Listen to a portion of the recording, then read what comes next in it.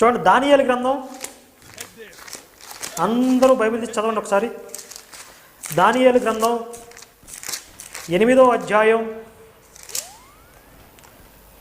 15వ వచనం చూడండి. దానియేలును నేను ఈ దర్శనము చూచితిని, దాన్ని తెలుసుకొనదగిన వివేకము పొందవలనని ఉండగా మనుష్యుని రూపము గల ఒకడు నా ఎదుట నిలిచెను. అంతటా ఓలయ నదీ తీరముల మధ్య నిలిచి పలుకుచున్న ఒక మనుషుని స్వరము వింటిని. అది గబ్రియేలు, ఈ దర్శన భావమును ఇతనికి తెలియజేయమని చెప్పెను. అప్పుడు అతడు నేను నిలుచున్న చోటునకు వచ్చెను. అతడు రాగానే నేను మహాభయముంది సాష్టాంగపడి తిని. అతడు నరుపుత్రుడా, ఈ దర్శనము అంత్యకాలము గురించి తెలుసుకొనుము. అక్కడ గబ్రియేలు అనే ఒక దేవదూత ఉంటాడు. ఒక స్వరం వినపడి గబ్రియేలు ఈ దర్శన భావం గురించి అతనికి దానియేలుకి తెలియజేయమని చెప్పగా ఆ గబ్రియేలు అనేవాడు దానియేలు ముందుకు వస్తాడు.